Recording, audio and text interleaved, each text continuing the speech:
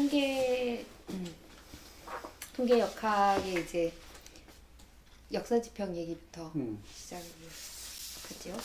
근데 이제 그 역사지평 얘기에서도 이제 통계역학의 역사지평 얘기에서도 스위스 얘기가 나옵니다. 스위스 이제 빈의 볼츠만의 묘에 적힌 수식에서 이제 선생님 얘기 시작하시는데요.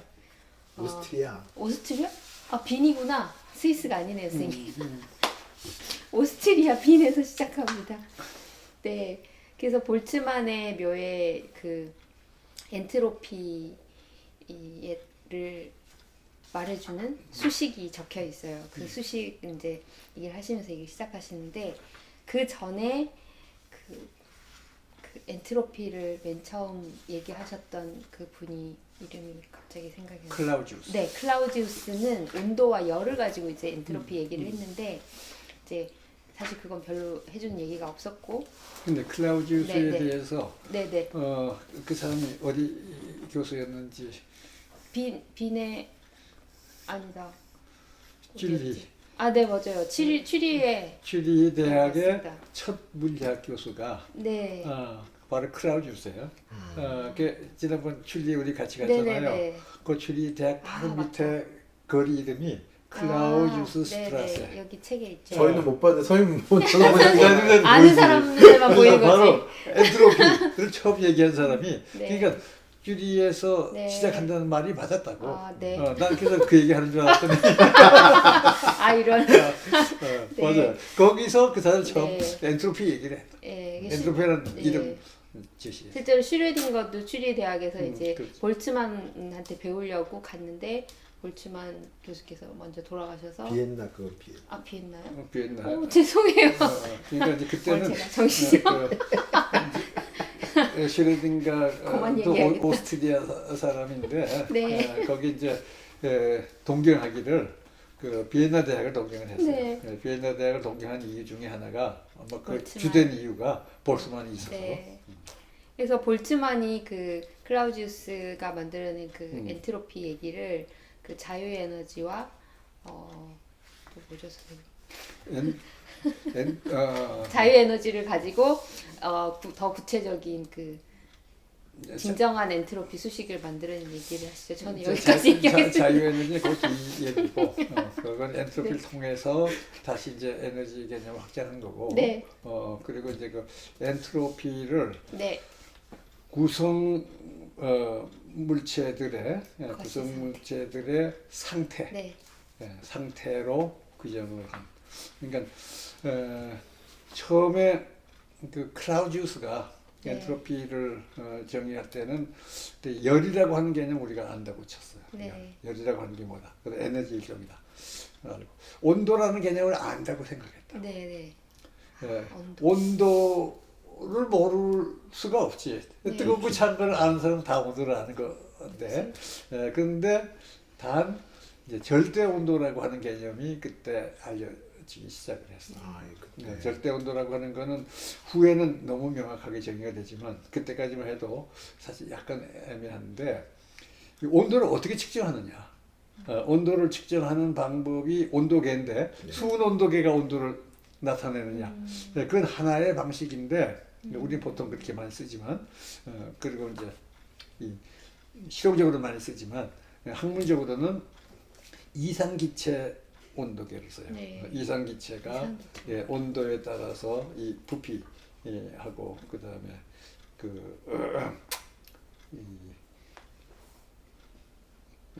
압력 그리고 이제 온도의 관계가 되니까 그래서 그거를 최대한으로 그 이상기체를 통해서 낮추고 나면 절대 온도 이하로는 더 이상 내려가지 못하는 한계에 부딪혀.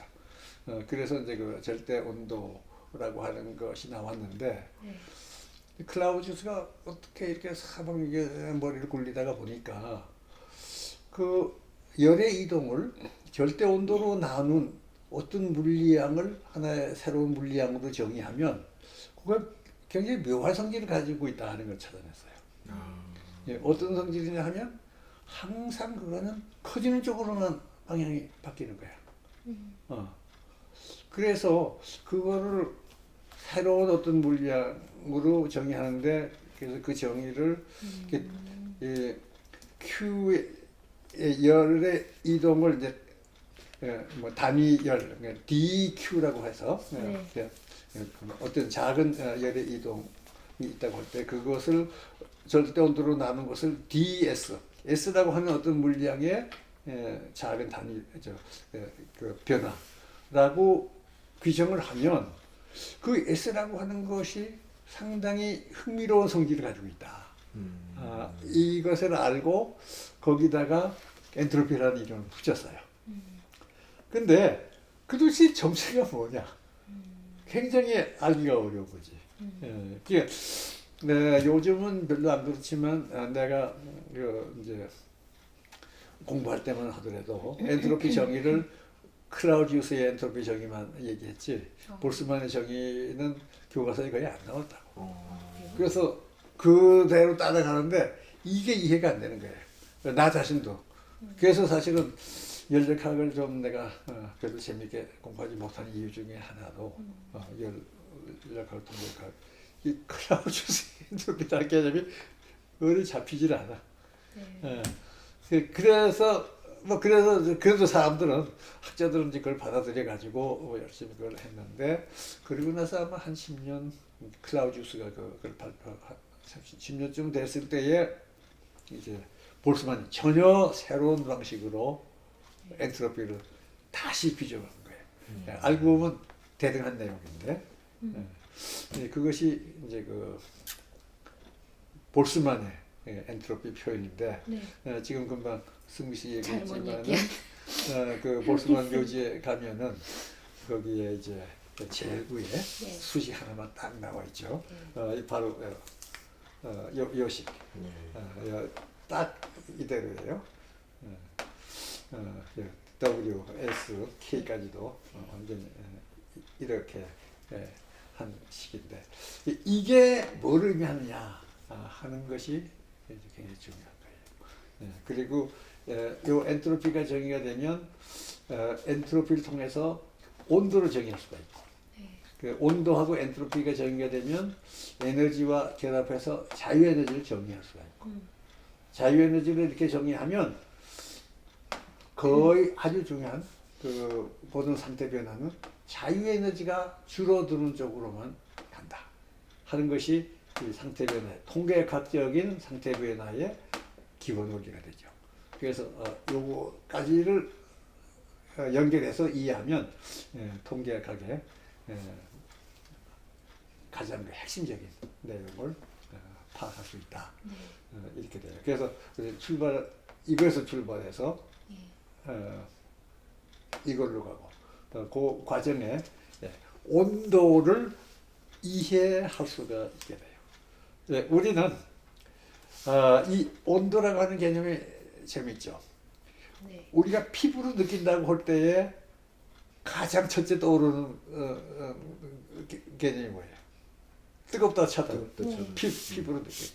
그만큼 우리한테 친숙한 것이 온도인데 온도가 뭔지를 막상 안 거는 20세기 들어와서 19세기 말 이 엔트로피를 통해서 비로소 이게 온도였구나 이런 거예요. 그게 굉장히 재밌는 거죠. 그래서 우리는 온도를 이해한다는 말을 할 수가 있어요. 지금까지는 온도를 느낀다 하는 거는 친숙하다. 아마 가장 친숙한 것이 온도일 텐데 이해를 하는 거예요. 그런데 왜 온도가 그렇게 우리한테 친숙하게 되느냐 하는 것도 우리가 미리 생각할 필요가 있어요. 온도가 우리가 살아가는데 중요하지 않으면 피부에까지, 피부 모든 세포에까지 온도를 다 감지하도록 만들어 놓을 필요가 없는 거지. 왜 우리 모든 피부가 온도를 감지하도록 만들어 놨냐? 우리 생존에 결정적으로 중요한 것이 온도이기 때문에. 그래서 온도를 그렇게. 그것이 왜 그렇게 중요하냐 하는 것을 우리가 또 여기서 알게 돼요. 우리가 사는데 가장 중요한 것 중에 하나가 온도를 파악하는 거죠. 근데 이제 말하자면 그것이 과연 뭐냐 하고 이제 체계적인 삶의 틀 속에서 파악하는 거 이것이 지금 우리가 공부해야 되는 핵심적인 내용이고 그거의 가이드가 네. 엔트로피 개념이다 이렇게 얘기할 수가 있죠. 근데 선생님 그 온도에 대해서 우리가 아는 게 없었다 라는 거부터가 저희가 좀 납득을 해야 될 문제 같은데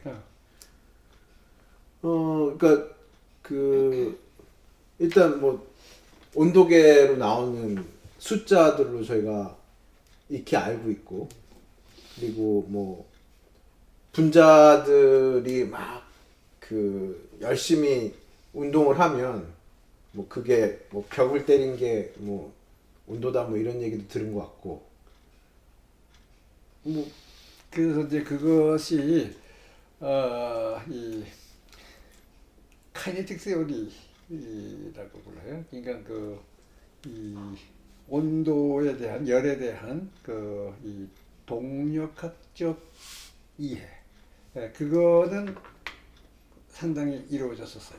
동력학적 이해. 그런데 사실은 그게 온도가 아니고 엔트로피를 통해서 이해를 해야 비로소 온도가 이해가 돼요. 그러니까 엔트로피가 온도를 이해하기 위해서 엔트로피부터 이해를 해야 되는데 근데 엔트로피 정의 아까 얘기했지만 클라우지우스의 정의는 온도를 알고 엔트로피를 정의했죠. 아는 것처럼 생각하고 그러니까 이론적으로는 엔트로피를 우리가 아직 이해를 못했는데 그렇게 정의된 클라우지우스의 엔트로피를 이해할 방법이 없는 거예요. 근데 그걸 뒤집어야 돼. 엔트로피가 이해가 되고 그걸 통해서 온도가 이해됩니다. 그렇게 되면 클라우지우스의 식을 이해하게 돼. 그래서 저 클라우지우스 식을 만들어 놓고도 사실 그런 의미에서는 자기도 이해 못하는 식을 만들어 놓은 셈이 되는 건데 그래서 우리가 그 접근해야 될 기본 방식은 볼스만의 엔트로피를 먼저 이해하고 온도를 이해하면 거기서 클라우지우스의 정의식이 나와. 근데 그것을 이해하기 위해서 우리가 꼭 알아야 될 아주 중요한 개념이 있어요. 도대체 통계과학이라고 하는 것이 어떤 거고 통계학에서 상태라고 하는 것이 뭐냐? 이걸 다시 우리가 파악을 해야 돼요. 근데 통계과학에서 상태는 이제 우리가 크게 둘로 나눠 가지고 미시 상태라는 것과 거시 상태라고 하는 두 가지 종류의 상태로 일단 달라요. 그렇게 되면은 미시 상태라고 하는 것이 우리가 지금까지 얘기하던 동력학적인 상태하고 같은 선상에 있는 상태 개념이고 거시 상태라고 하는 건 새로 들어오는 개념이에요.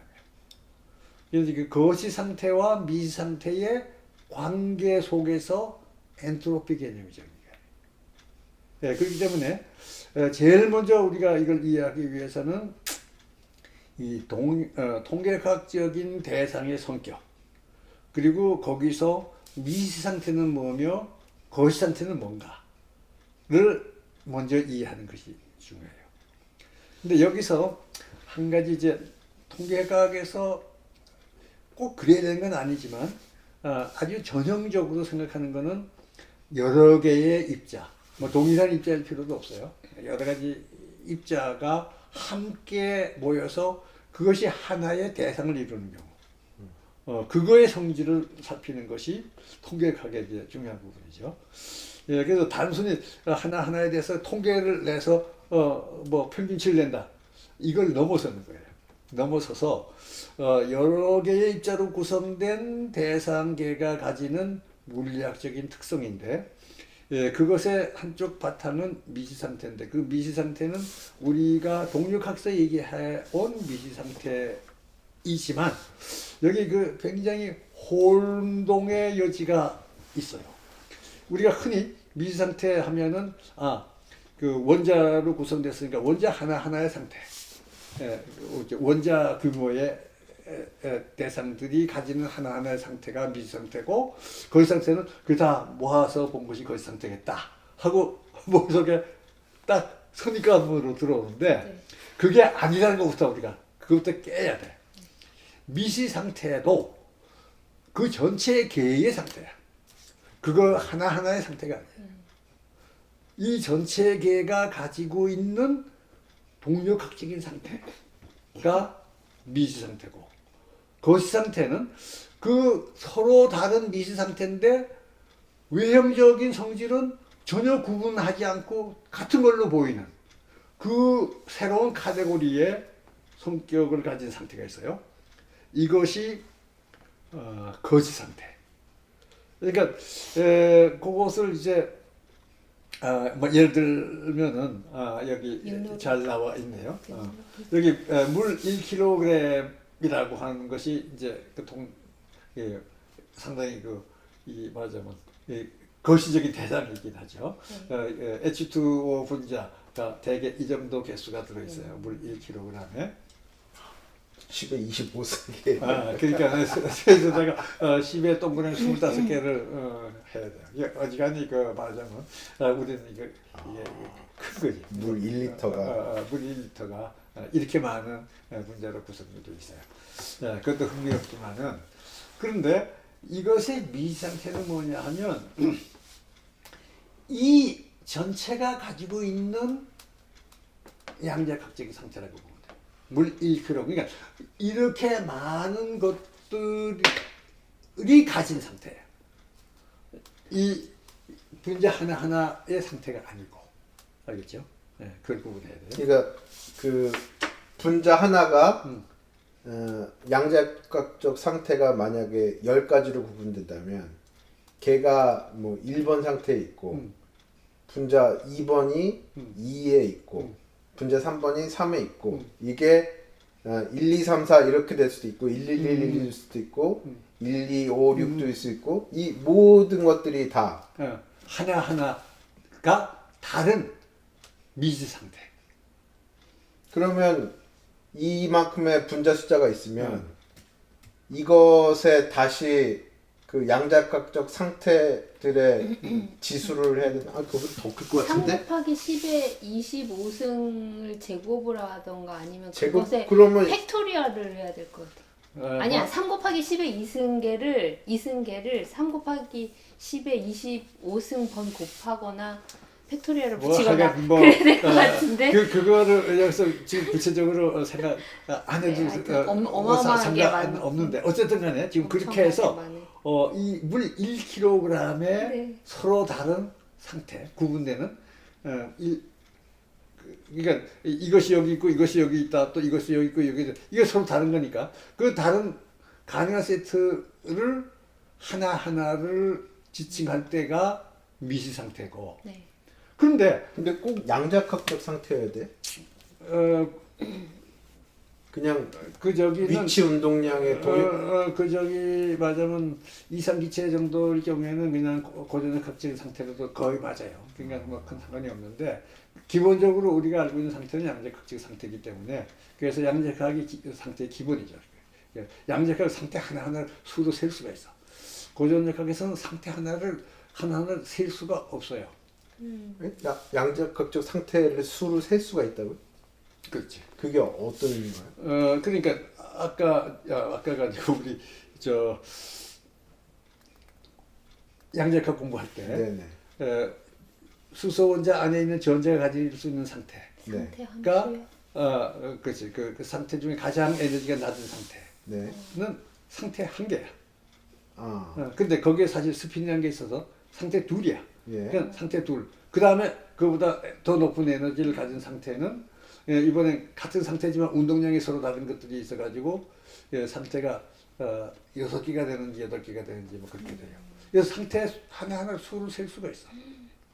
근데 고전역학에서는 상태를 셀 수는 없어요. 위치와 운동량이 서로 다르면 다른 상태인데 예. 얼마나 다르면 다른 상태냐. 위치 아주 옆에 붙어 있는데 이거 다른 걸로 봐야 되느냐 같은 걸로 봐야 되느냐. 운동량도 전혀 정말 영에 얼마든지 접근시킨 만큼 차이가 있을 때 이거 같은 상태냐 다른 상태냐 엄격하게 규정할 수가 없어. 저 물분자를 이루는 원자들의 전자의 배치가 가질 수 있는 모든 그 경우의 수를 다 이제 그것들이 가지고 있는 가능한 상태들. 근데 이때는 이제 분자 전체가 움직이는 이것도 또 상태가 돼요. 그래서 전자만이 아니고 그게 이제 더 복잡해지는데 어쨌든 간에 이론적으로 양자역학적인 상태는 수로 딱 나타날 수가 있어. 그 상태의 기본 단위가 뭐가 되냐면 우리가 양자역학에서 책에나마 나와 있는데 얘기를 안 했지만 위치하고 운동량의 곱이 플랑크 상수가 되는 그것이 하나의 상태 단위가 돼. 그래서 그러니까 고전역학적으로는 이제 위치하고 운동량이 다르죠. 그러면 그 위치하고 운동량 이런 그 그래프에 점을 찍으면 이게 점을 얼마든지 많이 찍을 수 있다. 네. 근데 양자역학에서는 그게 아니고 그 하나가 차지하는 유한한 면적이 있는데 상태 하나가 그 면적이 바로 플랑크 상수. 플랑크 상수 이하가 되는 상태는 없어. 그것이 상태의 단위가 돼요. 그래서 양자역학에서는 상태가 숫자로 나타나고 고전역학에서는 상태 숫자로 나타낼 수가 없어. 그래서 그냥 임의로 요거를 기본으로 하자. 그거보다 그 안에 들어가는 건 같은 걸로 보고 그 밖에 나가는 건 다른 걸로 보자. 이렇게 해서 생각을 하는 거예요. 뭐 그렇게 해도 크게 계산하는데 큰 불편은 없는데 그걸 어떻게 정하느냐에 따라서 조금 값이 달라져요. 양자역학에서는 그 딱 정해져 있는 거야. 그것도 양자역학의 그 흥미로운 점이죠. 그래서 양자역학에서는 상태라는 숫자로 딱 나올 수 있는 거예요. 너무 제가 집착하는 것 같은데, 그러니까 아까 그 양자역학을 다룰 때 그 PC 함수가 상태 함수고 상태 함수가 위치와 시간에 대한 함수도 있고 이제 운동량과 에너지의 함수도 있는데 그 운동량과 에너지의 함수를 보면 그 함수가 그 뭐 에너지 값이 이제 그 정수배로 되어 있기 때문에 그거를 풀었을 때 그 정수배에 해당하는 에너지의 값? 그러니까 그 아까 말하면 성향? 그 성향의 값이라는 게 정해져 있다고요? 그렇지. 상태 함수가 딱 값을. 그러니까 첫 번째 n1 상태 함수는 이거. n2인 경우는 이렇게 이거 하고 딱딱 다 나오죠. 그래서 그 상태가 아예 그냥 구체적으로 딱딱 나와. 근데 이제 위치 이 상태를 기본으로 상태를 정하느냐. 운동량이나 운동량 에너지 공간에서 상태를 정하느냐. 이거는 어느 쪽에 우리 하나를 선택을 해야 돼요. 근데 이쪽을 선택하면 이쪽하고는 이제 조금 좀 성격이 달라지지만 결국 우리는 상태 통계학에서 취급할 때는 운동량과 에너지 상태를 기본으로 정해서 그래서 그 상태 수를 정하면 통계학을 하는 서술에서는 아무 지장이 없어요. 그냥 위치나 시간의 함수보다는. 근데 어쨌든 간에 그래서 이 상태 개념은 미시 상태는 양자역학의 그 상태. 근데 가장 간단한 거는 이제 전자 하나면은 뭐 이렇게 근데 이게 이제 많으면은 이거의 상태 또 이것이 또 조금 다른 게 있고 이것이 좀 다른 게 있고 해서 콤비네이션이 많죠. 그래서 서로 다른 여러 가지 콤비네이션이 다른 하나하나가 다 다른 상태. 이제 이렇게 돼요. 그래서 어쨌든 간에 예를 들어서 이런 것이 있으면 이것에 해당하는 가능한 상태 숫자가 딱 이론적으로 다 나온다고 보면 되지. 실제 계산하는 건 뭐 불가능하지만 이렇게 많은 거고 사실 이렇게 많은 게 아니라 몇 개만 있어도 계산은 굉장히 어려운 거예요. 근데 하지만 우리 이론적으로 그렇게 정리가 돼요. 그걸 미시 상태라고 그러죠. 미시 상태인데 아직 상태 아니에요? 지금 거기 상태 아니잖아. 네. 맞죠. 그런데 실제로 우리는 얼음이다 하면 얼음 하나를 이루는 그 미시 상태 수는 어마어마하게 많은 건데 이건 얼음일 뿐이야 그냥. 얼음으로 물론 이제 얼음인데 어느 정도 온도의 얼음이냐에 따라서 차이는 있겠지만 아주 크게 세 가지로만 나눈다고 하면 이 물일 경우에 얼음, 물, 수증기 세 가지가 크게 나눠지잖아요. 그러면 이거는 그냥 얼음, 물, 수증기 이것이 우리가 지금 이걸 대하는 상태라고. 그러니까 물 상태에 있느냐 얼음 상태로 있느냐, 수증기 상태가 됐냐, 그죠? 이 안에는 어마어마하게 서로 다른 미시 상태들이 이 안에 들어있어요. 그러니까 이것은 상태의 카테고리야. 지금 거시 상태라고 하는 거는 얼음이라고 하는 카테고리에 속하는 상태의 굿을 그냥 하나의 거시 상태, 얼음이라는 거시 상태, 물이라는 거시 상태, 수증기라는 거시 상태. 대략 이해가 되죠? 네. 네. 근데 그거에 대해서 조금 다르지만 이해에 도움이 되는 비유 방법이 하나 있는데, 그래서 윷놀이라는 것이 네. 아주 재미난 비유예요. 네. 그래서 내가 준비를 했죠. 네. 소리 나고. 이게 이제 그 윷놀이에 쓰는 육가시 아니에요? 그러면 이것이 지금 요 네 개가 지금 물 1kg이라고 생각을 해요. 이게 잘 보이나? 여기서 이렇게 잘 보일까? 어디서 잘 보이나? 여기서는 잘 보입니다. 잘 보여요? 이게 색깔이 이거하고 같아가지고 조금 좀 그렇긴 한데 테이블 색깔. 자, 여기다 놓을까요, 선생님? 비공도 비슷하네. 그것도 또 그러네. 여기에 노란색이 좀. 노란 것도 비슷하고. 네, 됐어.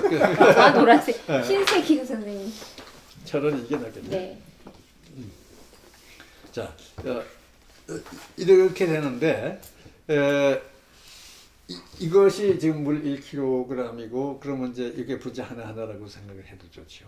근데 이거 하나가 가질 수 있는 상태는 이거하고 요거 이렇게 둘밖에 없어요. 각각이 가질 수 있는 상태는 요건 둘인데 네. 그러면 이 네 개가 가지고 있는 가능한 상태 수가 뭐냐 하면 이것도 하나의 상태예요. 네. 네. 네 개가 다 뒤집혀졌어. 네. 이거 하나. 이렇게 돼도 하나의 상태죠. 네. 근데 이 상태는 이 상태하고 달라. 네. 그렇죠. 이건 이게 제껴지고 이게 누웠죠. 네. 또 이거는 또 이거하고 또 다르지. 네. 그래서 소위 거리라고 하는 이게 거리지. 네. 거리라고 하는 거에 해당하는 미시 상태는 몇 개가 돼요? 네 가지. 네. 그러니까 지금 거래 미시 상태는 네. 유체 미시 상태는 하나. 그 다음에 이제 개 둘씩 놓는 건데, 네. 그러니까 이게 더 복잡해. 이것도 다르지만 또 이렇게 돼도 다르고, 그 다음에 이렇게 돼도 또 개고, 네. 그 다음에 또 이렇게 돼도 개고, 네. 이게 가지수가 훨씬 많아요. 네. 암산으로 하면 개지 네 개, 여섯 개. 여섯 개. 그러니까 이 걸은 넷인데 이건 둘이 더 많아서 6개의 미시 상태를 가져. 개는. 네. 그 다음에 뭐 더 설명할 거 없이 도는 네. 몇 개? 또 거라고 똑같죠. 네. 거라고. 네. 모는 하나. 하나. 네. 그래서 지금 이 상태가 전부 합치면 전부 16개가 돼요. 네, 네. 16개가 되는데 이걸 4개의 카테고리로 우리가 나눠. 네. 모, 윷, 개, 걸, 도, 개, 걸. 예, 예. 4개의 카테고리. 이 카테고리 하나하나가 거시 상태다. 그러니까 뭐라고 하는 거시 상태에는 미시 상태가 하나 속해 있고, 도라고 하는 거시 상태에는 미시 상태가 4 들어 있고, 이 개라고 하는 거시 상태에는 미시 상태가 6개. 그 다음에 유천, 걸은 다시 4, 유천 하나. 그래서 윷놀이 할 때 제일 잘 나오는 것이 개. 개. 왜냐하면 그 6개 중에 하나 아무거나 나와도 개거든. 근데 모는 특별한 거 하나가 나와야 모니까. 그렇죠. 그러니까 모는 잘 안 나오고 개가 제일 잘 나오고, 그 다음에 뭐 윷하고 도는 원리적으로는 같고, 걸하고 도는, 그 다음에 이제 유천 모하고 기본적으로 이거지. 거시 상태 5가지네요. 도, 개, 걸, 윷, 모. 그치. 5개의 거시 상태로 16개의 미시 상태를 나누는 거야. 그렇네요. 그 패턴은 5개지. 네. 그러니까 우리는 그 패턴 가지고 게임을 하지. 그 중에 뭐가 나오냐 가지고 안 한다고. 그런 게 정말 복잡해요. 미시 상태는 따지지도 않아. 네. 그래서 재밌는 거예요. 그러니까 지금 이런 것들은 이것 일일이 따지지 않고 이것이 독의 뭐 이런 것들이야. 그 이것은 이제 이 16개 중에 하나씩이고. 그래서 이 윷놀이라는 것이 이 거시 상태하고 미시 상태를 잘 결합해서 게임을 만든 이 재미난 건데 이건 물론 이제 뭐 비유에 가깝지만 실제로 자연계가 이제 그런 거예요. 자연계가 지금 뭐냐면 우리는 이렇게 하는 것이 뭐 이거하고 같다는 것은 그냥 이제 컨벤션이지. 그렇지만 실제로 자연계에는 전혀 우리한테 구분이 안 돼. 안 되는 이런 그 묶음들이 있어요. 그 묶음들을 우리 눈에 변하는 그 묶음들이 달라지는 거가 변화야. 그래서 그 묶음들을 우리가 의미 있는 물리학으로 설정을 해서 그것을 거시 상태라고 그랬는데 그러면 다른 조건이 다 같을 때에 어떤 거시 상태가 제일 잘 구현이 되겠나? 미시 상태 많은 거. 그렇지. 이게 바로 상태. 네, 그러니까. 선생님 저도 알고 있었어요. 그러니까 이제 뭐 이런 거지. 이제 이렇게 해서 제멋대로 흔들어가지고 눈 가리고 이거 뭐가 됐겠나 알아맞추라 그러면 개가 됐다고 해야 확 맞을 확률이 제일 큰 거지. 근데 이런 것처럼 실제로 맞아 이제 지금 현재 도가 돼 있어요. 이게 도가 돼 있지. 마음대로 뭐 이걸 변화시킬 때에 이것이 뭘로 변화할 확률이 제일 많은가? 이게 뭐가 될 수도 있고 뭐 거리 될 수도 있겠지만 이게 개가 될 확률이 제일 많아. 그래서 이렇게 그 미지 상태, 거시 상태를 이렇게 설정해 놓으면 서로 미지 상태들끼리 왔다 갔다 할 수가 있어. 누구가 와서 임의로 하나 이렇게 딱 바꿔놓으면 미지 상태를 바꾼 거예요. 그러면 거시 상태로 보면은 개로 바꿨지만 임의로 주변에 누가 와서 뒤 흔들면은 하나는 미시 상태가 왔다 갔다 하는 건데 우리는 관심사는 거시 상태야. 그러면은 우리가 이제 어떤 특별한 예를 들어서 이런 특별한 미시 상태에 있을 때 이걸 막 휘저으면은 어떤 걸로 변화할 확률이 제일 크냐? 여기서 섞었을 때요? 그러니까 이때도 이렇게 미지 상태가 많은 쪽으로 갈 확률이 많다. 그렇죠. 그거 이해하면 엔트로피 개념 이해하면 여기서 한 10번만 던져봐도 금방 답이 나올 것 같아요. 그게 뭐냐 하면 바로 엔트로피라고 하는 거는 기본적으로 뭘 의미하냐면 하나의 거시 상태에 대항하는 미지 상태의 수를 W라고 우리가 불러. W라고 하는 거는 하나의 거시 상태에 해당하는 미지 상태. 그러니까는 모의 경우 W가 1, 6도 1, 그다음에 도나 걸은 4, 그다음에 개는 6, W가 그 W에다가 로가리즘을 붙여. 그렇게 한 것이 이 거시 상태의 엔트로피다. 그러니까 엔트로피는 엔트로피라고 하냐면 어떤 이유 때문에 거시 상태가 규정이 돼요. 그럼 거시 상태가 정의되면 그 거시 상태 카테고리에 들어오는 미시 상태의 수가 일반적으로 굉장히 많지. 여기 우리가 아주 간단한 몇 가지지만 그것에 로가리즘을 붙여.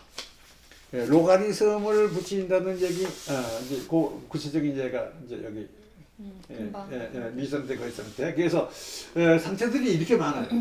이렇게 많은데 요거를 카테고리 요거 둘은 공통점이 있어. 구분이 안 되는. 또 요건 나름의 특색이 있어요.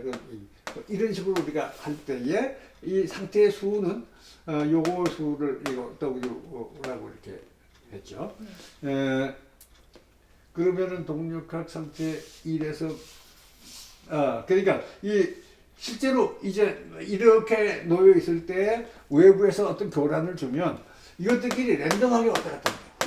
그러니까 이것들은 전부 그 확률이 같기 때문에 외부에서 할 때에 여기서 꼭 나는 이리 가겠다 이런 것이 따로 없어요. 확률적으로 이것들 간에는 랜덤하게 어디든지 같은 확률로 움직여. 그렇게 가면은 현재 연립학적인 상태의 전환은 어떻게 되냐면 이렇게 지금 현재 우연히도 이 상태에 있었다. 이 상태라고 하는 거는 이 두 개가 아니고 상태 두 개예요. 이거 하나하나가 전체 개의 상태인데 네. 우연히 1이라고 하는 거의 상태에 있었다. 그런데 여기서 이런 것끼리 왔다 갔다 하게 되면 이것은 우연히 어디 가서 툭 떨어져. 이 상태가 여기서 변하면 1위로 갔다가 1위로 갔다가 1위로 갔다가 1위로 갔다가 하다가 보면 어느 순간에 스톱 하면은 제일 많은 데 가서 떨어질 가능성이 제일 높죠. 이것이 열각적인 상태 전환이야. 그래서 이것은 미지상태 1에 속한 거의 상태에서 미지상태 2가 속한 거의 상태로 거의 상태에 머물 확률은 W에 비례합니다. 그러니까 미지상태는 하나하나 이렇게 가는데 이 열역학적인 이게 거의 상태 변화는 어느 카테고리에 가서 떨어지느냐로 변하는 거지. 여기서 출발했더라도 한참 왔다가 여기서 떨어지면 이 거시 상태로 갔다. 또 여기서 출발했다가 우연히 왔다 갔다 하다가 여기에 떨어졌으면 이 거시 상태로 갔다. 이런 식으로 우리가 눈에 보이건 그것만 보이는 거야. 네. 그래서 뒤로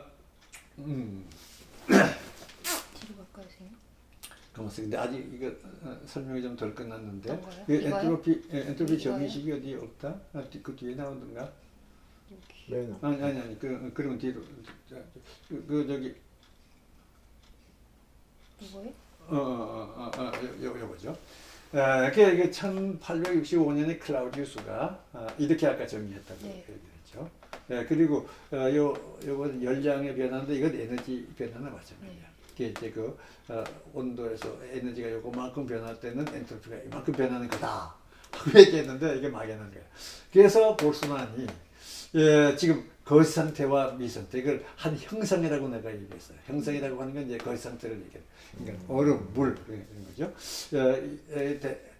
한 형상에 대항하는 미시 상태의 수를 W라고 할 때에 이 형상의 엔트로피, 거시 상태의 엔트로피죠. 에서는 이렇게 정의하자 이거지. 여기다가 로그만 붙이면 되는데 왜 K를 붙여야 돼? K는 이제 볼스만의 상수라 그래요. 여기 이 식에서 나오기 때문에 이거 붙인 이유는 이건 완전히 이 사람 때문에. 에너지. 이 사람은 이 에너지와 온도의 단위로 이걸 단위를 정해버렸다. 이게 단위가 없잖아. 네. 사실 이것의 의미는 이것뿐인데 이거에 맞추려니까는 여기다가 단위를 하나 붙여서 이 정의에 맞추려고 K를 붙인 거예요. 그래서 이 사람이 한 10년 먼저만 했더라면 엔트로피에 이거 안 붙는 거예요. 이렇게 정의했을 텐데 이 사람이 먼저 했기 때문에 이게 붙이는 거예요. 그러니까 이거 굉장히 이제 불편한 거지. 여기서 우리가 생각해봐요. 광석도 그 불필요했던 거야. 그냥 시간 공간의 단위 같다고 처음에 우리가 알았으면 그렇게 1이 됐으면 공원이고 플랑크 상수 H는 뭐 H 봐도 운동량과 에너지가 처음부터 그 위치에 그 역수 공간이었다면 필요 없는 건데 모르고 딴 거로 생각해서 단위를 만들었기 때문에 플랑크 상수를 거기다 넣어야 막 여기도 똑같은 거예요. 그래서 역사적으로는 항상 모르는 데서 출발해가지고 다 이해하고 나니까 그 무지에서 오는 상수 하나가 여기 항상 붙어서 불편하게 되는 거예요. 어쨌든 그래서 이거는 우리가 이제 안 무시하고 의미만 생각하려면 이것만 생각하면 되죠. 그래서 이 식이 뭘 의미한다 하는 걸 이제 알았어요. 그런데 여기서 이제 중요한 거, 이거 하나 봅시다. 사례. 이건 이 지금 이제 이 소금과 접시에다가 이제 소금을 담고 거기에 물을 부었어. 그러면 이 상태가 이 거시 상태는 뭐 대략 이렇게 카테고리로 나눌 수 있어요. 처음에는 섞이지 않은 소금대로 물대로 거의 맑은 물이 옆에 있는. 그 다음에 조금 섞인 경우, 그 다음에 상당히 많이 섞인 경우, 그 다음에 완전 소금물이 된 경우. 이거 이상 또 더 많이 할 수도 있어요. 우선 이렇게 4개의 거시 상태를 우리가 정의하면 우리한테는 이게 관심사죠. 김치할 때 우리가 이것이 필요한 것이 어느 물 분자가 어느 소금 옆에 있다. 이거 관심이 없잖아요. 이것이 이제 거시 상태인데 이것들에 해당하는 미시 상태 수가 각각 다르다 이거야. 그러니까 섞이지 않은 거는 얼음, 소금 따로 있는 거에 미시 상태들하고 물 따로 있는 거에 미시 상태, 그러니까 뭐 몇 개인지 모르지만은 해서 뭐 10,000개라고 칩시다. 네, 10만 개인데요, 선생님. 10만 개, 뭐 10만 개. 조금에 섞이면 이게 월등하게 많아져. 이게 뭐 이거에 그냥 한 네. 10의 동그라미 네. 9개쯤 같다고 치죠. 그다음에 제법 많이 섞인 거라 그러면 벌써 이렇게 많이 해야 되고 완전히 섞인 거라 그러면 이게 내가 그냥 임의로 그냥 만들어 놓은 건데 이게 양에 따라서 달라지겠지만 네. 엄청나게 차이가 있어요. 이것이 확률을 나타내. 어디에 있을 확률이 여기 있을 확률은 이거고 여기 있을 확률은 이거 이렇게 돼요. 압도적으로 크네요. 압도적으로 큰 거지. 그래서 사실은 엔트로피에서 보통 이것만 따져. 왜냐하면 시간 조금 지나면 다 이걸로 오기 때문에. 그래서 어느 정도 평형이 된 걸 따지려면 마지막 압도적으로 큰 거 하나만 따지면 돼요. 보통 엔트로피 얘기할 땐 이걸 얘기하지만 이론적으로 얘기하려면 이것도 다 엔트로피를 가져요. 그런데 그러면 로그 W는 뭐냐? 바로 요것만 있는 것이 로그 W예요. 여기 그 어깨 위에 있는 자리수만 있는 것이 로그 W. 이게 그 로그의 의미를 네. 우리 책에 네. 부록에 있죠. 뒤에. 그 부록에 보면 이게 그 상형 로그에서는 바로 요 어깨 위에 있는 자리수를 있는 것이 이게 엔트로피야. 그 로그 W요. 네. 이것을 엔트로피라고 부른 거예요. 그러니까 엔트로피가 크다는 것은 여기에 있을 확률의 자리수가 이거만큼 크다는 거야. 엔트로피가 작다는 건 자리수가 이거밖에 안 된다는 거고. 이게 핵심이지. 그래서 이걸 알면 확률하고 관계가 돼. 확률이 이게 대표하니까. 근데 이걸 알면 확률을 알기 때문에 결국은 이거를 직접 우리가 써서 생각을 해, 이걸 의미 있는 물리학으로 봐도 되고 이걸 의미 있는 걸로 봐도 대등하는 게 상관이 없는데 차이가 있어요. 확률을 계산하면 이거 둘의 확률이 얼마고 이거 둘의 확률이 얼마인데 이 둘을 합친 개의 확률을 계산하려면 이 각각의 확률에다가 이 확률을 곱해야 돼. 확률 계산은. 그러면은 곱하기라고 하는 건 이건 우리가 개를 둘로 나누면은 뭐가 그 2분의 1씩으로 갈라져야 좋은데 이 곱하기로 되는 거는 굉장히 골치 아파요. 계산이. 그래서 이 확률에 해당하지만은 더하기로 연결되는 게 뭐냐? 그것이 바로 이 로그 값이에요. 그러니까 여기서 지금 이 확률하고 이 확률을 곱하면 바로 요거를 더한 거에 이게 되죠. 그래서 엔트로피는 더한 것이 확률로서는 곱한 거가 돼요. 요거는 그래서 이거를 곱하면은 이 자리수는 덧셈으로 바꿀 수가 있어. 그래서 이 덧셈을 하기 위해서. 왜냐하면 이 둘의 에너지를 반을 나누면 에너지는 반반씩이 되고 다른 게 다 그런데 확률은 반반이 아니고 이상해지거든. 그래서 엔트로피를 하면 엔트로피는 반반이 되는 거예요. 합치면 엔트로피, 두 엔트로피의 합이 전체 엔트로피가 돼요. 이렇게 되기 때문에 이 계산을 이 복합계에서 합으로 나타내기 위해서 이걸 쓰지 않고 이쪽을 쓰는 거예요. 그래서 이것이 유용한 거죠. 그래서 확률을 나타내는 건데 이것이 더하는 식으로 확률을 표시하는 방법이 엔트로피다. 이렇게 되죠. 그러니까 이 미상태 수가 어마어마하게 크기 때문에 그 불편을 피하기 위해서 로그를 썼다기보다는 그것보다는 덧셈을 덧셈을 하느냐 곱셈을 하느냐 그 불편을 피하기 위해서 한 거예요.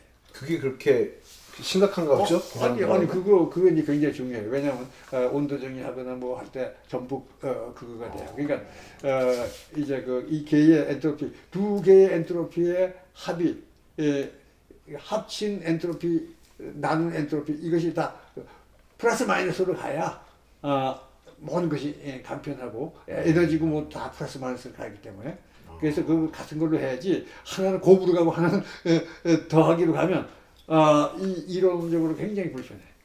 그래서 이 로가리즘을 도입을 하는 거예요. 네, 물론 상용 로그만 필요는 없어요. 이거 이 자연 로그를 써도 되고 그건 다 같지만 일반적으로 이제 그 학계에서는 자연 로그를 더 많이 선호하고 있어요. 근데 뭐 그건 중요한 게 아니고 어쨌든 이 개념이 이렇다.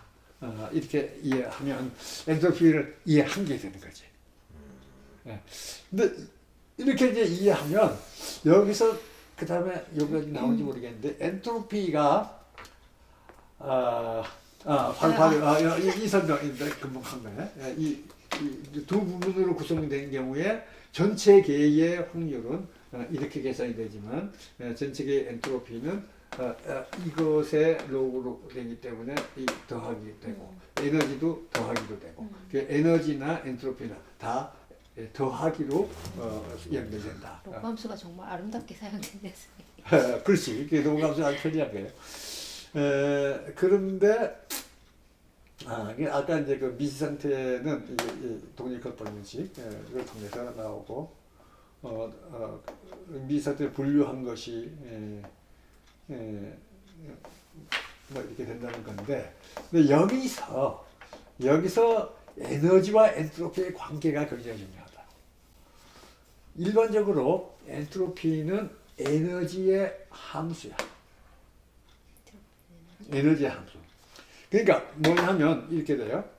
지금 아까 물 1kg인데 거기다가 물 1kg이 같은 1kg이지만 그것이 함유하는 에너지는 얼마나 다를 수가 있어. 그러니까 온도가 높은 물일 경우에는 에너지를 많이 가지는 거고 온도가 낮은 건 일반적으로 에너지가 적은 거고 얼음이 되면 에너지가 더 적은 거고 이렇게 돼요. 수증기면 에너지가 더 많아지고. 그래서 그 엔트로피는 이것에다가 에너지를 얼마나 주느냐에 따라서 엔트로피 값이 확 불어나.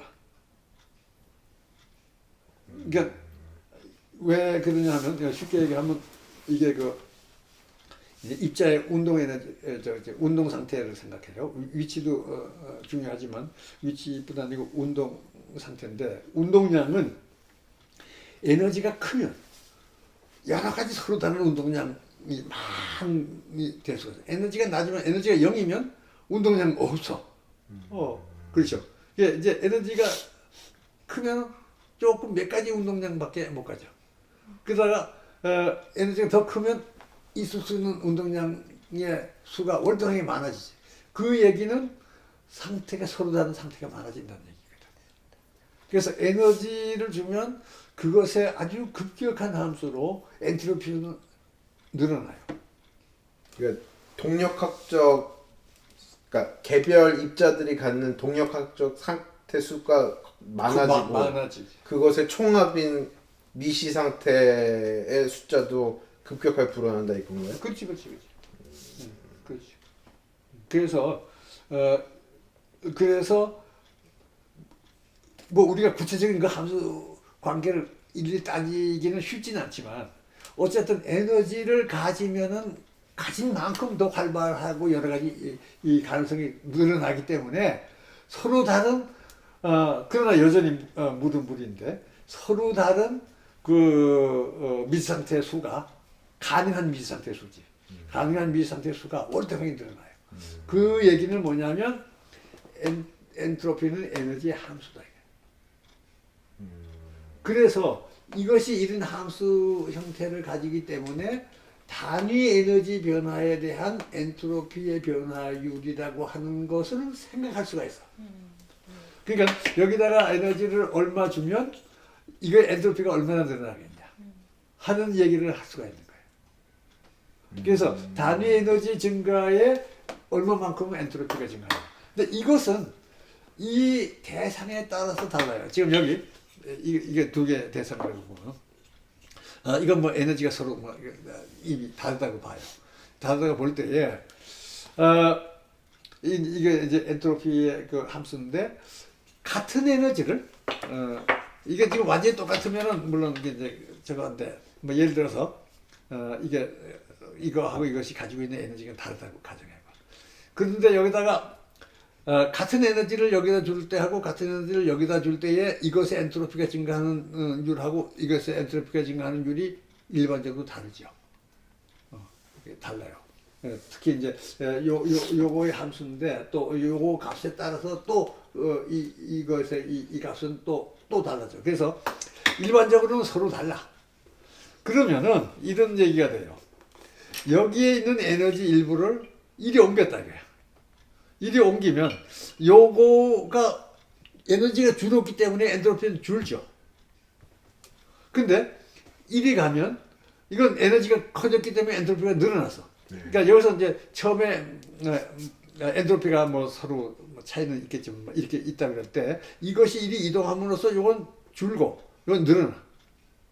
그러면은 이것이 이동함으로써 이 둘을 합한 엔트로피가 늘어나느냐 줄어드느냐를 알 수가 있지. 왜냐하면 이것의 이 값과 이것이 가진 이 값이 다르기 때문에 같은 에너지가 여기서 이리 갔을 뿐이지. 에너지는 전체 변화는 없어요. 여기서 이리 이동했을 뿐이야. 이동할 때에 이것의 엔트로피는 줄고 이것은 늘었는데 만약에 준 거하고 는 것이 똑같다 그러면은 전체 엔트로피는 변화가 없었지. 네. 근데 이렇게 감으로써 요거는 조금 줄었는데 이게 많이 늘어났다. 그러면 이 전체의 엔트로피가 확 늘어난 거 아니야. 그러면 이것이 있을 수 있는 확률이 확 올라간 거야. 이 전체 계가.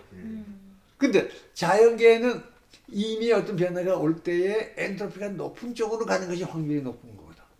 그렇죠. 그러니까 만약에 이렇게 서로 접촉해서 에너지가 이동할 수 있는 통로가 열렸다 그러면 여기에 있는 에너지는 여러 가지 이 상호작용을 하다 보면은 어떻게 어떤 변화를 가지게 되냐면 에너지가 일부 이쪽으로 이동함으로써 엔트로피 조금 줄고 많이 느는 쪽으로 가려고 하는 거지. 그러니까 가만두면 에너지가 이동한다고. 그러니까 이동할 수 있는 길을 여러 번만 주면 그러면 에너지가 왔다 갔다 하다가 결국 이쪽으로 가는 것이 확률이 더 크니까 그쪽으로 가서 머물게 돼요. 근데 그게 뭐야? 우리가 뜨거운 거하고 차가운 걸 맞다면 에너지가 어디로 이동해? 찬데로. 뜨거운 데서 찬 데로 가잖아요. 네. 그러니까 이 얘기는 뭐냐면 지금 이것이 찬 거고 이것이 뜨거운 거라고 가정하면 이리 가죠. 그렇게 가는 이유는 그렇게 가야 있을 수 있는 확률이 커지니까. 그 현상이 바로 여기에 있는 거야. 그러니까 이것이 차고 이것이 뜨겁다는 얘기는 이것의 단위 에너지 증가에 대한 엔트로피 증가율이 크고 요거는 뜨겁다는 얘기는 단위 에너지 감소에 대한 에너지 감소율이 작다는 얘기지. 또는 뭐 똑같은 말을 할 수 있어요. 요것이 같은 에너지 증가에 대한 엔트로피 증가율은 좀 작고 요것은 같은 에너지 증가에 대한 엔트로피 증가율이 훨씬 커. 그러면은 에너지는 이리가 가서 움직일 텐데 우리가 알고 있는 현상은 뜨거운 데서 찬 데로 간다 하고 우리는 알고 있는 거예요. 그러면 여기서 뜨겁다는 건 뭐고 찬 건 뭐냐? 지금 금방 봤지만 단위 에너지 변화에 대한 엔트로피의 증가율의 차이지. 그러니까 이게 뜨겁다는 거는 에너지가 증가해도 엔트로피가 많이 증가하지 않으면 이걸 뜨겁다고 그래요. 이게 에너지 조금 증가했는데 엔트로피가 많이 증가하는 거는 차갑다고 그래요. 그럼 이 변화율은 이거에 대한 이건데 바로 이것이 크면은 차갑다고 하고 이것이 작은 거를 뜨겁다고 그래. 그래서 그 다음 페이지에 나오죠. 온도의 정의가. 이거 온도의 정의가 누가 써? 엔트로피 여기 있어. 그래서 이것이 바로 에너지가 어디로 가느냐 하는 중요한 기준인데 우리 온도는 이것의 역수를 우리가 온도라고 해요. 이거 이 역수죠. 저게 크면 그치, 요게 크면 온도가 낮아. 이게 분모가 크니까. 근데 이게 작으면은 온도가 큰 거야. 그러니까 지금 여기서 봤죠. 그래서 어떻게? 그렇지. 이게 차갑다는 얘기는 이리 감으로써 엔트로피가 많이 증가하는 거예요. 그러니까 이게 큰 것이 온도가 찬 거. 이게 역수예요. 온도하고 요것이 역수. 그래서 온도를 이해를 하는 거라고. 온도라는 것이 뭐냐? 여기에 단위 에너지가 증가할 때에 엔트로피가 얼마만큼 증가하려고 하는 성향을 가진 대상이냐가 이것의 온도를 말해요. 이제 나이가 각각 얼마야? 말할 수 없어요. 그만큼 살면서 어떻게 모르다가 오늘 처음 아는 거죠. 이게 이 중요한 사실은. 근데 사실은 걱정할 게 없는 게 인류가 몇억 년 지구상에 살면서 이거 안 것은 20세기 초, 19세기 말에 비로소 온도가 뭔지 아는 거예요. 그러니까 온도라고 하는 거는 단위 에너지 증가에 대한 엔트로피의 증가율의 역수로 우리가 이해가. 그러면은 왜 찬 거하고 더운 걸 만나면 에너지가 열이 어디로 이동하느냐 하는 걸 우리가 금방 알게 되잖아요.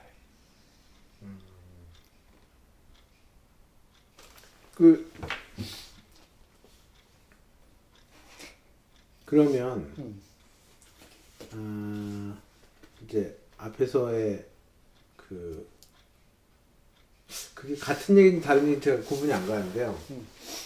지금 여기 이제 온도는 이제 단위 에너지 변화에 대한 엔트로피 변화의 역수인데 그거가 하나의 물리량이라는 것은 알겠고요. 그럼 만약에 그러니까 만약에 아니라 뜨거운 것은 아까 이제 엔트로피 정의상 굉장히 낮은 확률에 있는 어떤 개고 맞나? 낮은 확률 맞는 차가운 것은 굉장히 흔한 확률에 있는 개다 이렇게 얘기할 수도 있나요? 그 반대 아니야, 아닌가? 미시 상태가 많은 거지. 그러니까 미시 상태가 많은 거지. 거시 상태는 그렇게 얘기할 수 없을 것 같아. 그러니까 에너지 거기서 중요한 거는 에너지의 함수로 어떻게 되느냐가 중요한 거예요. 그러니까 에너지가 거기에 주입될 때 같은 에너지가 주입될 때 엔트로피가 얼마만큼씩 올라갈 수 있는 거냐. 그것이 이 물체마다 다 달라. 대상마다 다 달라요. 다시 말하면 대상마다 온도가 다르다는 얘기가 그 얘기라고. 온도가 다르다는 얘기는 같은 에너지가 투입될 때 엔트로피가 증가할 수 있는 율이 전부 다 다른 거야. 온도가 서로 다른 거야. 근데 같은 에너지가 들어올 때 엔트로피가 증가하는 율이 높은 것일수록 차가운 거예요. 왜냐하면 거기는 에너지가 들어오기만 하면 확 빨아당기려고 그래요. 그게 확률이 높은 쪽으로 가는 거기 때문에. 그리고 같은 에너지 들어올 때 엔트로피가 증가할 확률이 적은 거는 이거는 뜨거운 거야. 그거는 오히려 밖으로 내보내려고 해. 내보내서 다른 쪽에 엔트로피를 증가시키고 자기는 낮아야 전체 엔트로피가 증가하기 때문에. 근데 이때 저로서 이제 굉장히 헷갈리는 문제가 하나 있는데요. 앞에 저희가 뭐 여러 개 짚으면서 점점 에너지의 의미가 분명해졌다고 해왔지만 저는 아직도 에너지가 뭔지 잘 모르겠는데요. 어떨 때는 뭐 이렇게 2분의 뭐 2분의 1 MV 제곱? 그런 걸로도 나타나고 뭐 어떨 때 뭐 열이 에너지라고도 하고 뭐 운동량의 네 번째 항이 에너지다고도 나오고 질량의 에너지다고 나오고 하는데 이때 에너지는 또 뭐지? 이게 이제 뭐 내부 에너지라고도 그러지. 근데 이제 이런 대상계 여러 입자로 구성되어 있는 대상계에서 이 각각의 이 입자들이 가지고 있는 그 에너지, 운동 에너지. 그리고 이제 뭐 상호작용을 하면 서로 미치는 포텐스 에너지. 이제 그것의 총합이 이제 그 이런 커다란 물체의 에너지라고 봐요. 근데 에너지는 보존된다. 에너지는 여기서 이동할 수 있지만 에너지가 없던 것이 생겨나거나 없어질 수가 없어요. 에너지는 서로 주고받을 수만 있어요. 그래서 에너지 총량은 밖으로 새나가지 않는 한 에너지는 총량이 변하지 않아. 근데 엔트로피는 안 그래요. 엔트로피는 더 큰 쪽으로 자꾸 갈 수가 있어요. 더 큰 쪽으로 간다는 얘기는 더 혼란한 상태로 이제 간다는 얘기하고도 비슷한데 더 흔한 걸로 가버리는 거지. 그러니까 이렇게 그 딱 질서를 이렇게 잡아 놓은 거는 엔트로피가 비교적 낮은 거예요. 이런데 이게 아까 얘기했지만 막 뒤죽박죽이 돼서 뭐 이리 가고 뭐 개가 됐잖아요. 그럼 엔트로피가 더 커졌지. 이게 이렇게 흔한 쪽으로 변하는 거는 엔트로피가 커져. 그러니까 이건 엔트로피는 여기 있던 엔트로피가 이리 가고 여기 있던 엔트로피가 엔트로피가 가는 건 아니지만 에너지가 감으로써 엔트로피가 다 변하는데 변할 때 전체가 엔트로피가 큰 쪽으로 가도록 그것이 있을 수 있는 확률이 많아요. 그러니까 다시 말하면 이것이 왔다 갔다 하는 거예요. 왔다 갔다 하다가 항상 가장 흔한 상황에서 어느 순간 딱 정지시키면 가장 흔한 상황에 정지가 되는데 그래서 엔트로피는 이게 그 제한된 개 안에 있는 엔트로피는 맥시멈까지 올라갈 수가 있어요. 물론 그 맥시멈이 있죠. 무한대로 올라가는 건 아니고 가장 혼란스러운 데까지 가서는 더 이상 혼란스러운 게 없어. 그러니까 아까 물하고 소금이 섞이면 다 완전히 섞이면 더 이상은 안 돼. 그러나 그 완전한 물이 될 때까지는 자꾸 흔들면 점점 그쪽으로 가는 거거든. 이래서 엔트로피는 자꾸 증가할 수가 있어. 그렇다고 해서 그 안에 있는 에너지가 변하는 건 아니에요. 에너지 물론 외부에서 주는 거 나가는 건 있지만 외부에서 주거나 나가지 않으면은 그 자체에서 왔다 갔다 해서 에너지가 변하지는 않아요. 그래서 어떤 이런 그 고립된 계에서 보면 외부에서 에너지나 그 물체 또는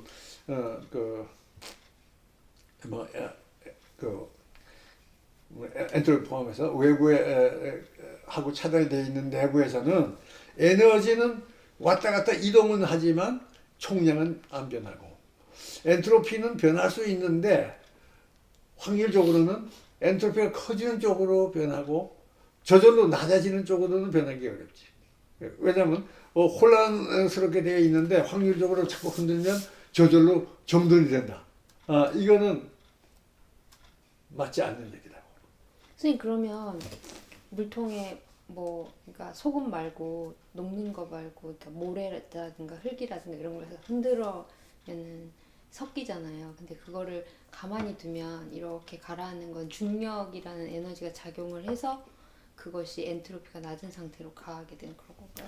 그렇지. 중력이라는 영향 때문에 거기에 그러니까 에너지가 투입된 걸로. 그건 에너지가 투입된 건 아니지만 외부 외력을 받기 때문에 그 외력에 의해서 운동을 다 하다 보면 거기에 가장 맞는 쪽으로 이제 가는 거죠. 힘에 의해서. 그렇지.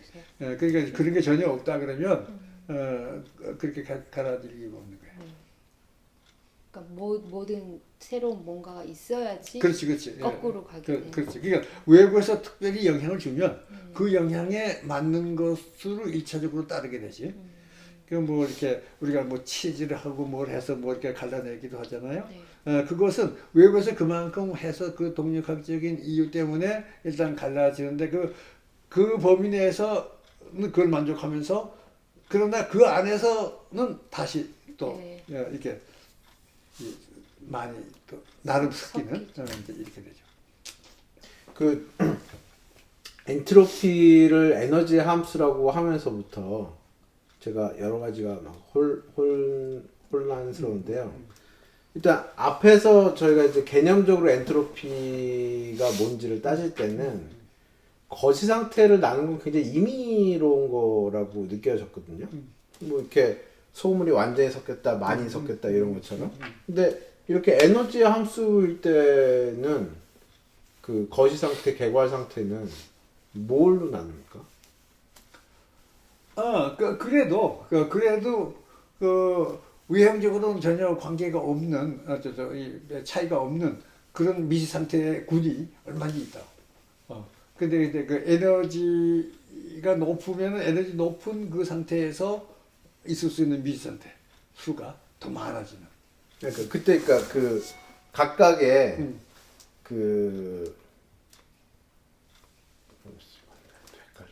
오케이. 예, 여기서 아마 여기 헷갈리는 이유 중에 하나가 이 아직 덜 섞인 상태를 또 우리가 일부 다른 거시 상태로 놓고 뭐 이런 생각하고 지금 이제 뒤섞일 수가 있는데 지금 여기쯤 가면은 그 에너지 상황에서 맥시멈 엔트로피만 생각하는 거예요.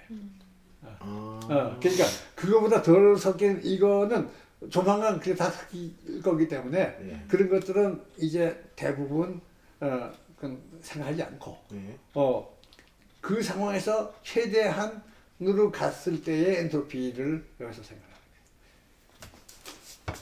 그러니까 그 중간 과정은 얼마든지 있지만 그건 잠시 나타난 중간 과정일 뿐이고 그러니까 최종적으로는 여기서 그래서 아까도 얘기했지만 가장 많이 섞인 거는 나머지 엔트로피하고는 비교도 안 될 만큼 월등하게 큰 거가 반드시 있어요. 근데 실제로 현실적으로 이런 걸 생각할 때에 그것이 엔트로피다 하고 할 때는 그 많은 그걸 나누에 따라서 얼마나 많은 거시 상태들이 있는데 다른 건 다 무시하고 엔트로피가 맥시멈이 되는 경우. 근데 엔트로피가 이것도 맥시멈이 되고 이것도 맥시멈이 됐지만 다시 에너지가 이동할 때는 또 그 맥시멈이 된 엔트로피가 하나는 줄고 하나는 늘고 이렇게 되는 거예요. 그 엔트로피가 증가한다, 감소한다 하는 것의 의미는 한 거시 상태에서 다른 거시 상태로 바뀐다는 걸까 아니면 그 미시 상태의 숫자가 그러니까 늘어나는 걸 얘기해요. 그러니까 에너지가 다른 것을 다른 거시 상태라고 보면 그러면 여기서 에너지가 조금 줄어든 그 거시 상태의 엔트로피, 또 에너지가 조금 늘어난 그 거시 상태의 엔트로피 이렇게 엄격히 얘기를 할 수가 있지. 그러니까 지금 현재 여기 일종의 그 에너지들이 있고 엔트로피가 있을 때 에너지가 이동했다 일부. 그러면은 요것은 에너지가 그만큼 줄어든 이 거시 상태의 엔트로피로 가는 거고. 요것은 에너지가 그만큼 늘어난 그 거시 상태의 엔트로피로 가는 거고. 어쨌든 간에 이 전체의 엔트로피는 그 두 엔트로피의 합이에요. 곱이 아니고 엔트로피이기 때문에. 그래서 그 합이 처음보다가 커지면은 이 전체로서 있을 수 있는 가능성이 높은 거니까 그리 변한다. 그게 연력학 제2법칙이거든. 그러니까 연력학 제2법칙이라고 하는 건 엔트로피가 항상 커지는 쪽으로 간다는 얘기가 말하자면 그 전체 계가 어떤 내부적인 변화를 무슨 이유 때문에 겪게 되면은 그 상황에서 가장 높은 엔트로피를 가진 상황으로 간다. 근데 그것이 달리 얘기하면 가장 있을 수 있는 흔한 쪽으로 간다. 또는 확률이 높은 쪽으로 간다. 사실 우리 확률 개념 속에 이미 그 의미가 들어있는 거지. 확률이 크다는 건 있을 수 있는 가능성이 있고. 그 연력학 제2법칙은 어떻게 보면 동의의 반복이지. 확률이 높은 쪽으로 간다. 그 뻔한 얘기야. 네. 따지고 보면 그래. 연력학 제2법칙이라고 하는 거는 자연계는 확률이 높은 쪽으로 가는 거야. 그러면 어떻게 보면 굉장히 단순한 거지. 그런데 그것이 에너지의 함수가 되면 이런 그 재미난 것들이 생기는 거예요. 온도라는 개념이 생기고, 그리고 온도가 낮은 데서 높은 데서 온도가 낮은 쪽으로 에너지가 쉽게 가고 차이가 크면 클수록 빨리 가죠. 그것이 그렇게 빨리 간다는 얘기는 빨리 말하자면 그 격차가 크면 클수록 이 변화의 확률의 차이가 커서 그쪽으로 빨리 이동하게 되고. 본래 얼마나 빨리 이동하느냐 그 속도는 여기서 중시하지는 않지만 그러나 그 격차가 클 때는 더 많은 양이 빨리 이동하게 되는 건 확실한 거고. 어쨌든 여기서 중요한 거는 이제 이것이 온도고 그리고 이것이 의미 있는 양이죠. 에너지에 대한 엔트로피 변화율. 이것이 온도의 역수. 그러니까 우리가 사실 이걸 먼저 이해했더라면 이걸 그냥 다른 이름으로 붙이니까 이게 아마 냉도라고 하면 돼. 냉도. 온도보다도 네. 냉도를 냉도. 가지고 다 하면은 더 단순할 텐데 네. 이것도 우리가 이해를 하지 못하고 우리가 그냥 먼저 만들었기 때문에 네. 그 이거에 맞추자 보면은 이 이론은 조금 조금 복잡한 식으로 된 거예요. 그런데 이 식을 뭐 이거하고 같은 식이죠. 요걸 네. 이런 식으로 했는데 이 식을 다시 보자 이거지. 이 식에서 델타 S를 이리 가지고 하고 T를 이리 가지고 하고 엔트로피의 변화. 클라우디우스의 엔트로피 정의. 그러니까 이 클라우디우스의 엔트로피 정의는 온도의 정의에서 나오는 거라고. 그러니까 엔트로피를 통해서 온도를 정의하면 이걸 통해서 하나 이동하면 이게 근데 이게 먼저 탁 나왔기 때문에 딱 블럭이. 온도도 잘 모르겠는데 이거 도대체 모르면요. 이것만 가지고 알아낸 재간이 없어요. 근데 요렇게 하면 지금까지 보면 너무도 논리적으로 단순한 아주 자연스러운 것이 나왔고 이 식을 한번 이렇게 바꾸면 이게 이 클라우디우스의 엔트로피는 바로 볼스만의 엔트로피 정의에서 온도를 이렇게 정의하면 온도의 정의식에서 이게 나옵니다. 261페이지인 식이 저 식이네요. 클라우디우스는 어떻게 이걸 알아낸 거죠? 글쎄, 그러니까 머리는 클라우디우스가 더 좋지. 왜냐하면 이걸 결론이 바로 그냥 나오는. 모든 사람들 이거 알아내기 어려운데 저기서부터 뭘 찾을 거야? 그러니까 이제 근데 머리 좋은 사람이 만들어 놓은 거는 우리가 이해하기 어려운 거고. 이제 오히려 볼스만은 머리가 조금 나빴는지 자기가 이해하기 위해서 엔트로피 이렇게 정의했기 때문에 우리가 따라가기 쉬운 거예요. 왠지 플랑크 상수를 만들어낸 플랑크가 생각이 나요. 그러니까 상대성 이론도 아인슈타인이 만든 거는 아인슈타인이 워낙 머리가 좋아서 4차원도 안 쓰고 만들었단 말이야. 네. 그게 우리 이해가 어렵지. 근데 이제 우리 머리 나쁜 사람들은 4차원을 이해하고 보면 이해가 되는 거예요. 그러니까 처음 만든 사람들은 그야말로 정말 이 논리적으로 보면 엉뚱한 걸 발견한 거예요. 그러니까 그 사람들은 사실은 머리가 더 좋은데 여기에만 우리가 매 가지고 하면 이해가 안 되지. 그래서 이 자연을 우리가 이해 나가는 그 순서도 꽤 재밌어요. 항상 제일 이해하기 쉬운 방법으로 발견이 되는 게 아니고. 우선은 이해하기 어려운 엉뚱한 걸 먼저 발견하는 거예요. 그래서 이제 그 다음부터 그걸 이해하려고 보면 더 쉽게 이해하는 방법이 생기는 거지. 그러니까 통계학을 이런 식으로 얘기하면 지금 한 30분 내에 이해했잖아요. 근데 이거에서 출발해가지고 통계학을 하면 몇 학기 강의를 들었는데 나 통계학 뭔지 모르겠어. 그러니까 내가 이렇게 이해한 거는 내가 통계학과 강의에서 들은 게 아니에요. 그 후에 내가 묻는 통계에서 알아내서 이렇게 한 거고, 그리고 내가 가르칠 때 꼭 이렇게 가르치지. 볼츠만은 이렇게 쓴 게 아니에요? 아니, 그게 볼스만식이지. 볼스만 정의에서부터 온도가 이렇게 관계가 되는. 요 온도의 이 정의를 볼스만이 명시적으로 했는지 그건 내가 잘 모르겠어. 그건 잘 모르지만 볼스만의 정의를 하면은 온도 이거는 뭐 금방 나오는 거니까. 그 볼츠만 생전에는 양자역학이 완성이 안 됐는데 그러면 볼츠만이 계산한 엔트로피의 숫자는 양자역학하고 다른가요? 그지 고전학적으로. 그래서 그때는 아까 얘기했지만 상태 하나 하나를 임의로 이렇게 나눠서 임의로 나눠서 그 숫자를 쓴 거예요. 아날로그. 그러니까 이제 근데 그걸 어떻게 더 세분하냐 덜 하냐에 따라서 결과에 큰 차이는 없어요.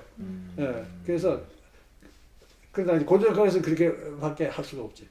같은 상태냐 아니냐를 구분할 방법이 그냥 그저 이 X하고 위치하고 운동량을 이렇게 망으로 이렇게 쫙 해서 그 망을 얼마나 섬기게 하느냐 또는 촘촘하게 하느냐.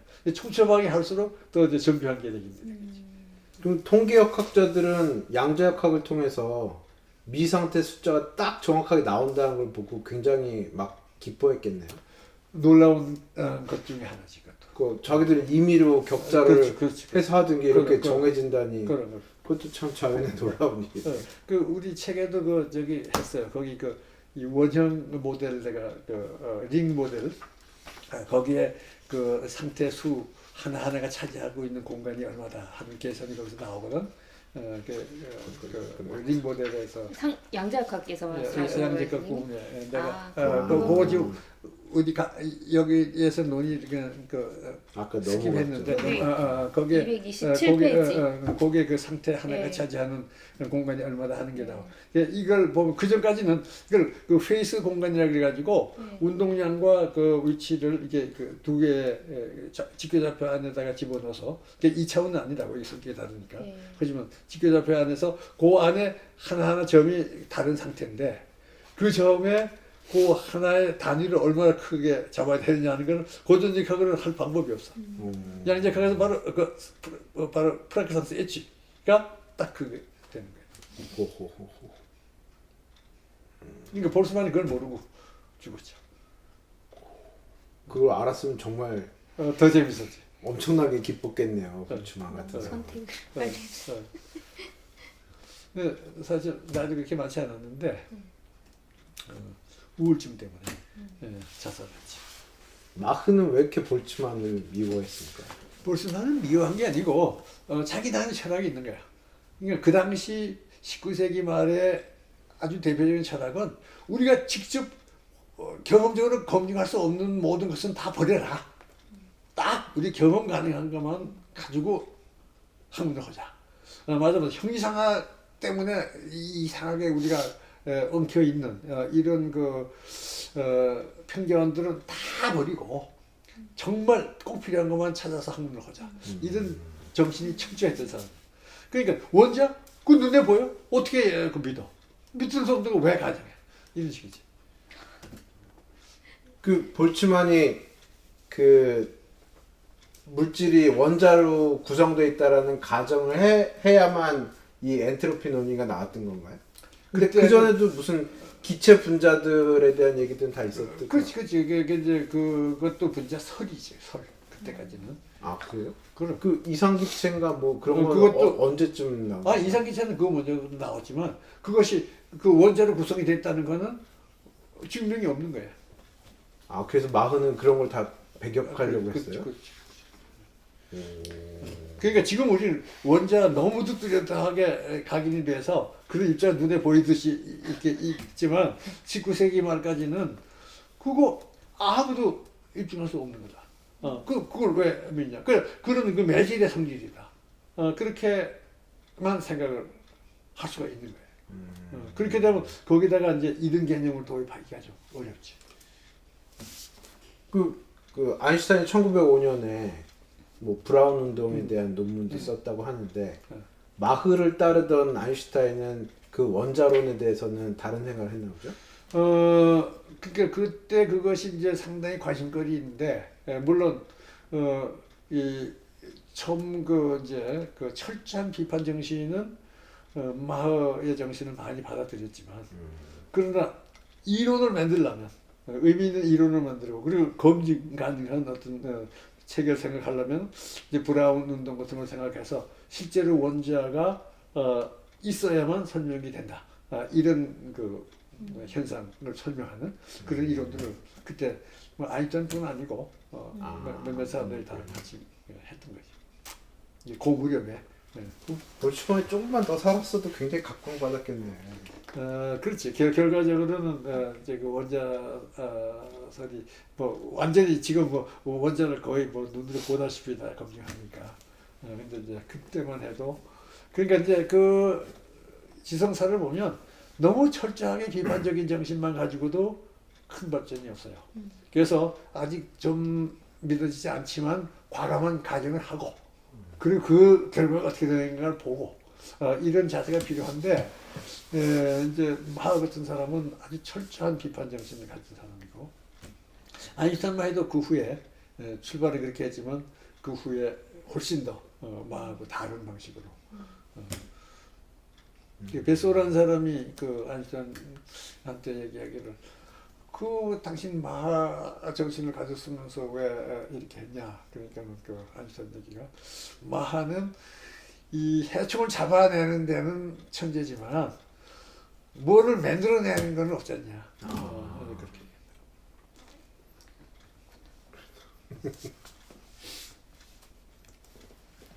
오늘은 이제 여기까지 하고 다음 시간에 통계역학을 더 해야 되겠네요, 선생님. 그럽시다. 네.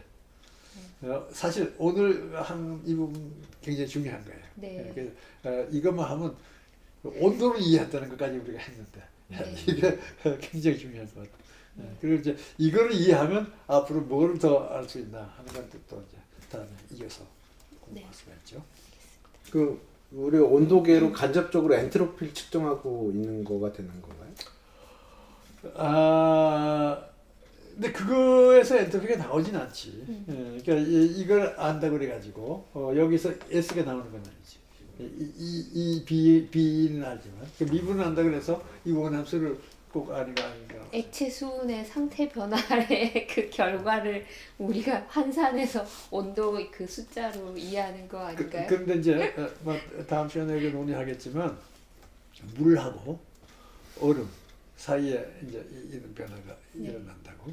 그 물하고 얼음 사이에 이제 변화가 일어날 때에 물의 엔트로피와 얼음의 엔트로피가 얼마나 차이가 있냐.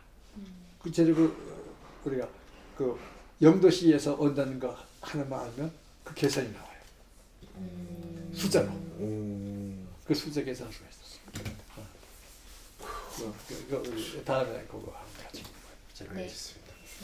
자, 그럼 오늘 고생하셨습니다. 네, 수고했어요. 감사합니다. 네. 고생하셨습니다.